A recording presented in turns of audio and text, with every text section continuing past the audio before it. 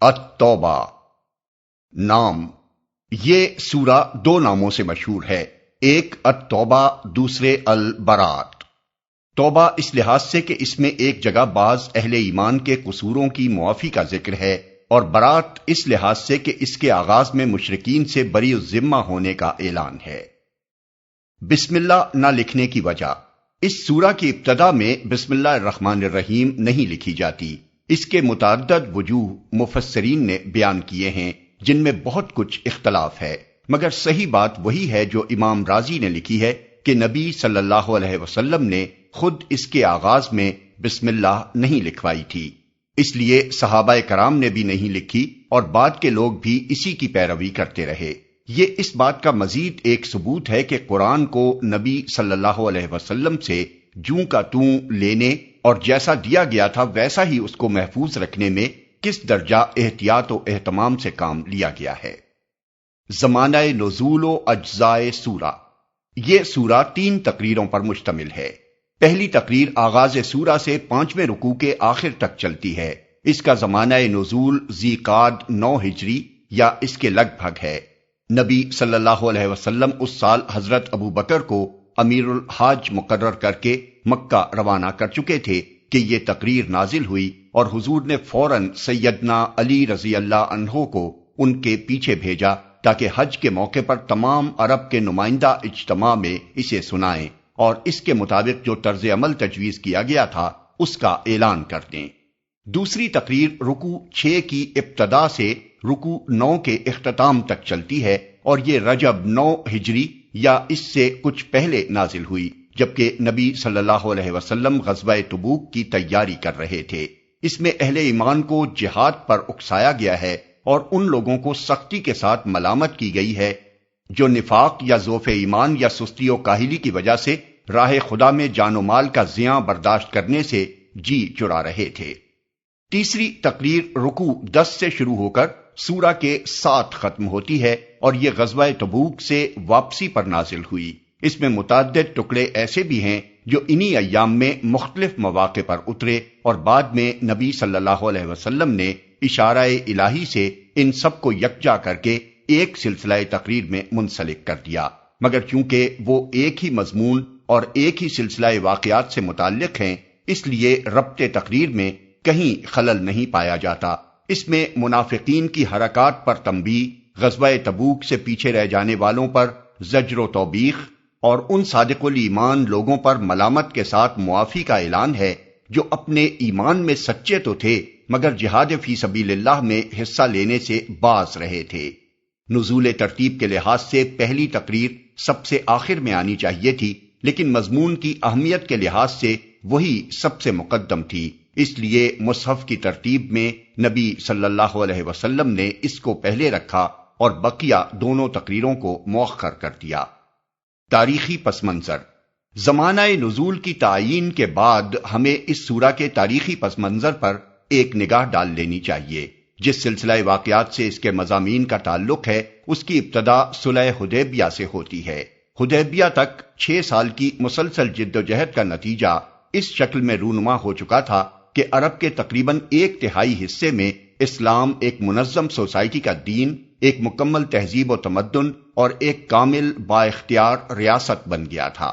حدیبیہ کی صلح جب واقع ہوئی تو اس دین کو یہ موقع بھی حاصل ہو گیا کہ اپنے اثرات نسبتاً زیادہ امن و اطمینان کے ماحول میں ہر 4 طرف پھیلا سکے۔ اس کے بعد واقعات کی رفتار نے 2 بڑے راستے اختیار کیے جو آگے چل کر نہایت اہم نتائج پر منتہی ہوئے۔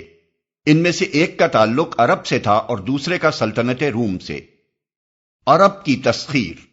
عرب میں حدیبیہ کے بعد دعوت و تبلیغ اور استحکام قوت کی جو تدبیریں اختیار کی گئیں، ان کی بدولت 2 سال کے اندر ہی اسلام کا دائرہ اثر اتنا پھیل گیا اور اس کی طاقت اتنی زبردست ہو گئی کہ پرانی جاہلیت اس کے مقابلے میں بے بس ہو کر رہ گئی۔ آخر کار جب قریش کے زیادہ پرجوش عناصر نے بازی ہرتی دیکھی تو انہیں یارائے ضبط نہ رہا اور انہوں نے حدیبیہ کے معاہدے کو توڑ ڈالا۔ وہ اس بندش سے آزاد ہو کر اسلام سے ایک آخری فیصلہ کن مقابلہ کرنا چاہتے تھے، لیکن نبی صلی اللہ علیہ وسلم نے ان کی اس عہد شکنی کے بعد ان کو سنبھلنے کا کوئی موقع نہ دیا اور اچانک مکے پر حملہ کر کے رمضان 8 ہجری میں اسے فتح کر لیا۔ اس کے بعد قدیم جاہلی نظام نے آخری حرکت مذبوحی حنین کے میدان میں کی، جہاں حوازن، ثقیف، نضر، جشم اور بعض دوسرے جاہلیت پرست قبائل نے اپنی ساری طاقت لا کر جھونک دی تاکہ اس اصلاحی انقلاب کو روکیں جو فتح مکہ کے بعد تکمیل کے مرحلے میں پہنچ چکا تھا۔ لیکن یہ حرکت بھی ناکام ہوئی اور حنین کی شکست کے ساتھ عرب کی قسمت کا قطعی فیصلہ ہو گیا کہ اسے اب دارالاسلام بن کر رہنا ہے۔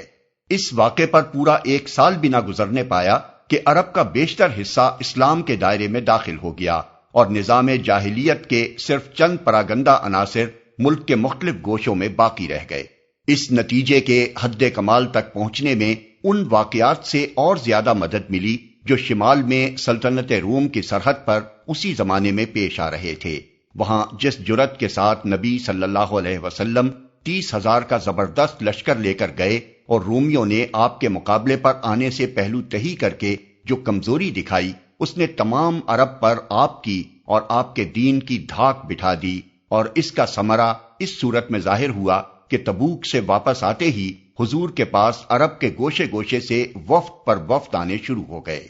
اور وہ اسلام و اطاعت کا اقرار کرنے لگے۔ محدثین نے اس موقع پر جن قبائل اور امراء و ملوک کے وفود کا ذکر کیا ہے ان کی مجموعی تعداد 70 تک پہنچتی ہے، جو عرب کے شمال، جنوب، مشرق، مغرب ہر علاقے سے آئے تھے۔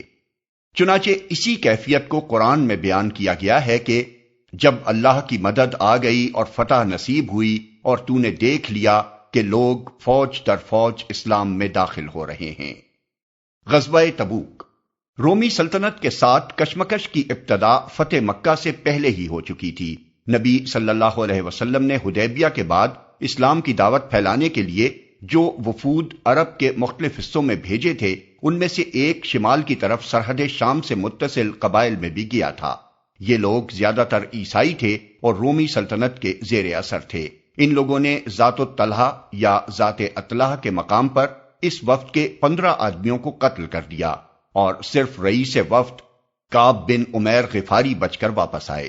اسی زمانے میں حضور نے بصرہ کے رئیس شرجیل بن عمرو کے نام بھی دعوت اسلام کا پیغام بھیجا تھا، مگر اس نے آپ کے ایلچی حارث بن عمیر کو قتل کر دیا۔ یہ رئیس بھی عیسائی تھا اور براہ راست قیصر روم کے احکام کا تابع تھا۔ ان وجوہ سے نبی صلی اللہ علیہ وسلم نے جمادی الاولیٰ 8 ہجری میں 3,000 مجاہدین کی ایک فوج سرحد شام کی طرف بھیجی تاکہ آئندہ کے لیے یہ علاقہ مسلمانوں کے لیے پرامن ہو جائے اور یہاں کے لوگ مسلمانوں کو بے زور سمجھ کر ان پر زیادتی کرنے کی جرأت نہ کریں۔ یہ فوج جب معان کے قریب پہنچی تو معلوم ہوا کہ شرجیل بن عمرو 1 لاکھ کا لشکر لے کر مقابلے پر آ رہا ہے۔ خود قیصر روم ہمس کے مقام پر موجود ہے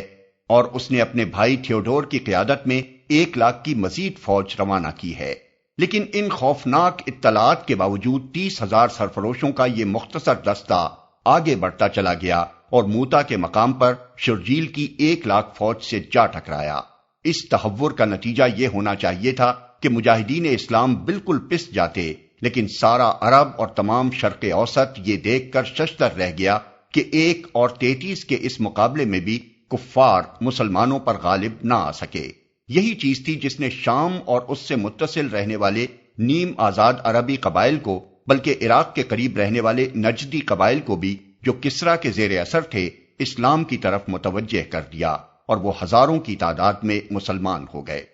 بنی سلیم جن کے سردار عباس بن مرداس سلمی تھے،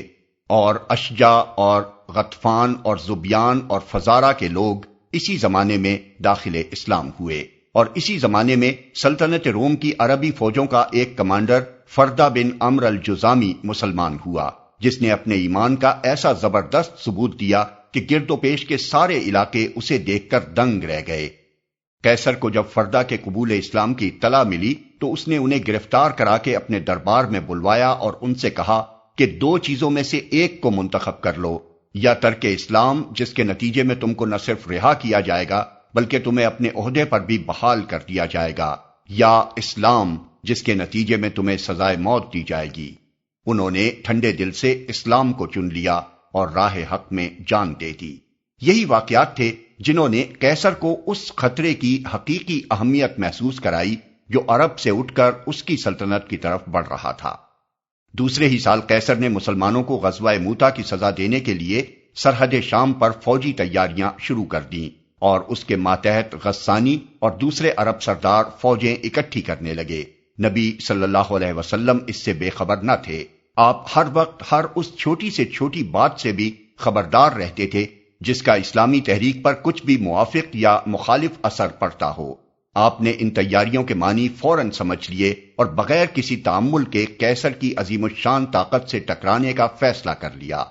اس موقع پر ذرہ برابر بھی کمزوری دکھائی جاتی تو سارا بنا بنایا کام بگڑ جاتا۔ ایک طرف عرب کی دم توڑتی ہوئی جاہلیت جس پر حنین میں آخری ضرب لگائی جا چکی تھی پھر جی اٹھتی، دوسری طرف مدینے کے منافقین جو ابو عامر راہب کے واسطے غسان کے عیسائی بادشاہ اور خود قیصر کے ساتھ اندرونی ساز باز رکھتے تھے اور جنہوں نے اپنی ریشہ دوانیوں پر دینداری کا پردہ ڈالنے کے لیے مدینے سے متصل ہی مسجد زرار تعمیر کر رکھی تھی، بغل میں چھرا گھونپ دیتے۔ سامنے سے قیصر جس کا دبدبہ ایرانیوں کو شکست دینے کے بعد تمام دور و نزدیک کے علاقوں پر چھا گیا تھا، حملہ آور ہو جاتا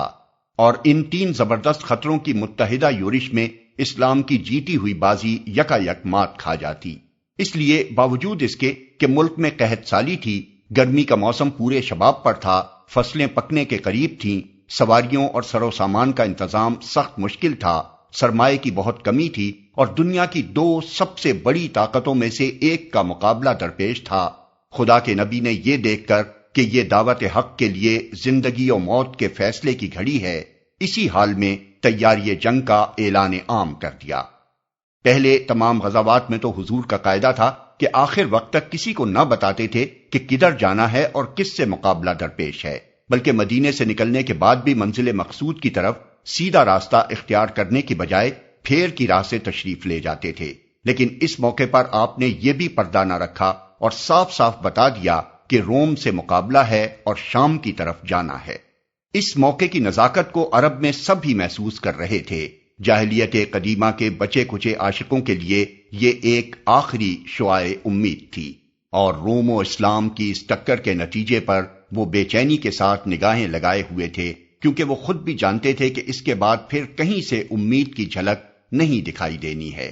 منافقین نے بھی اپنی آخری بازی اسی پر لگا دی تھی اور وہ اپنی مسجد زرار بنا کر اس انتظار میں تھے کہ شام کی جنگ میں اسلام کی قسمت کا پاسا پلٹے تو ادھر اندرون ملک میں وہ اپنے فتنے کا علم بلند کر دیں۔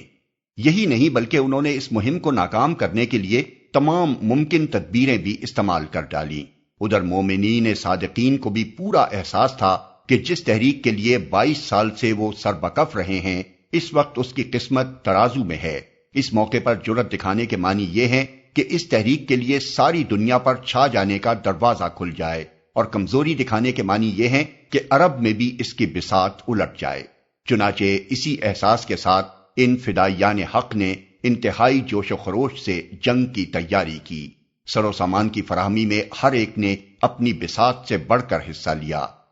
حضرت عثمان اور حضرت عبد الرحمن بن عوف نے بڑی بڑی رقمیں پیش کیں، حضرت عمر نے اپنی عمر بھر کی کمائی کا آدھا حصہ لا کر رکھ دیا، حضرت ابو بکر نے اپنی ساری پونجی نذر کر دی، غریب صحابیوں نے محنت مزدوری کر کر کے جو کچھ کمایا لا کر حاضر کر دیا، عورتوں نے اپنے زیور اتار اتار کر دے دیے،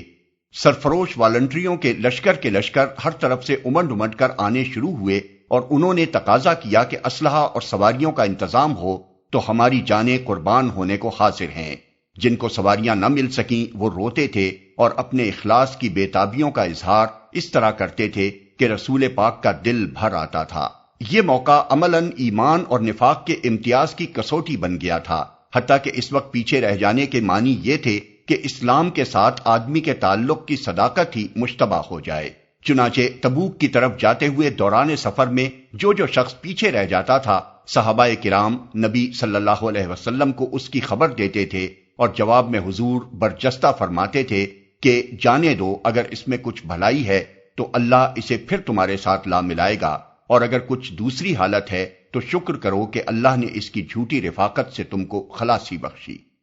رجب 9 ہجری میں نبی صلی اللہ علیہ وسلم 30,000 مجاہدین کے ساتھ شام کی طرف روانہ ہوئے، جن میں 10,000 سوار تھے۔ اونٹوں کی اتنی کمی تھی کہ ایک ایک اونٹ پر کئی کئی آدمی باری باری سوار ہوتے تھے۔ اس پر گرمی کی شدت اور پانی کی قلت مستزاد، مگر جس عزم صادق کا ثبوت اس نازک موقع پر مسلمانوں نے دیا، اس کا ثمرہ تبوک پہنچ کر انہیں نقد مل گیا۔ وہاں پہنچ کر انہیں معلوم ہوا کہ قیصر اور اس کے تابعین نے مقابلے پر آنے کی بجائے اپنی فوجیں سرحد سے ہٹا لی ہیں اور اب کوئی دشمن موجود نہیں ہے کہ اس سے جنگ کی جائے۔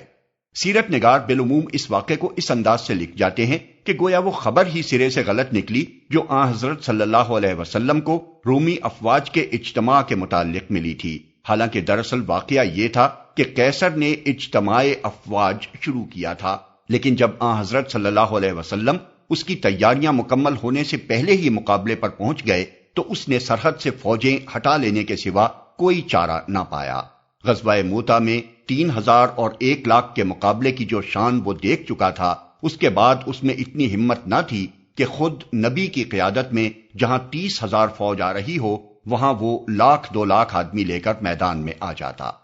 قیصر کے یوں طرح دیے جانے سے جو اخلاقی فتح حاصل ہوئی، اس کو نبی صلی اللہ علیہ وسلم نے اس مرحلے پر کافی سمجھا، اور بجائے اس کے کہ تبوک سے آگے بڑھ کر سرحد شام میں داخل ہوتے، آپ نے اس بات کو ترجیح دی کہ اس فتح سے انتہائی ممکن سیاسی و حربی فوائد حاصل کریں۔ چنانچہ آپ نے تبوک میں 20 دن ٹھہر کر ان بہت سی چھوٹی چھوٹی ریاستوں کو جو سلطنت روم اور دارالاسلام کے درمیان واقع تھیں اور اب تک رومیوں کے زیر اثر رہی تھیں، فوجی دباؤ سے سلطنت اسلامی کا باج گزار اور تابع امر بنا لیا۔ اس سلسلے میں دومت الجندل کے عیسائی رئیس اکیدر بن عبد الملک کندی، ایلا کے عیسائی رئیس یوحنا بن روبا اور اسی طرح مکنا، جربا اور ازروہ کے نصرانی رؤسا نے بھی جزیہ ادا کر کے مدینے کی تابعیت قبول کی، اور اس کا نتیجہ یہ ہوا کہ اسلامی حدود اقتدار براہ راست رومی سلطنت کے سرحد تک پہنچ گئے، اور جن عرب قبائل کو قیاصرہ روم اب تک عرب کے خلاف استعمال کرتے رہے تھے،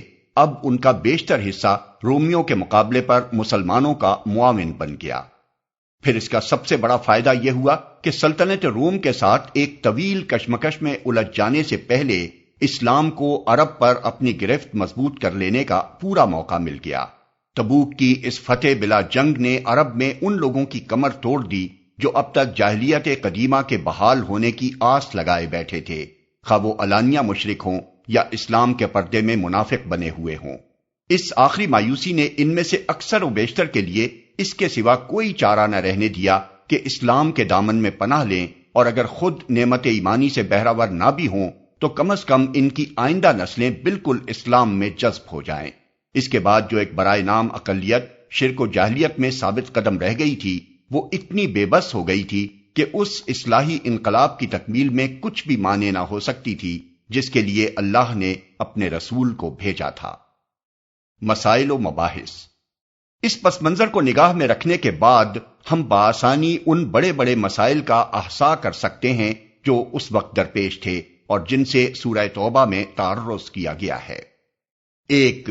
اب چونکہ عرب کا نظم و نسق بالکلیہ اہل ایمان کے ہاتھ میں آ گیا تھا اور تمام مزاحم طاقتیں بے بس ہو چکی تھیں، اس لیے وہ پالیسی واضح طور پر سامنے آ جانی چاہیے تھی جو عرب کو مکمل دارالاسلام بنانے کے لیے اختیار کرنی ضروری تھی، چنانچہ وہ حسب ذیل صورت میں پیش کی گئی۔ الف، عرب سے شرک کو قطعاً مٹا دیا جائے اور قدیم مشرکانہ نظام کا کلی استحصال کر ڈالا جائے تاکہ مرکز اسلام ہمیشہ کے لیے خالص اسلامی مرکز ہو جائے اور کوئی دوسرا عنصر اس کے اسلامی مزاج میں نہ تو خلل انداز ہو سکے اور نہ کسی خطرے کے موقع پر اندرونی فتنے کا موجب بن سکے۔ اسی غرض کے لیے مشرکین سے برات اور ان کے ساتھ معاہدوں کے اختتام کا اعلان کیا گیا۔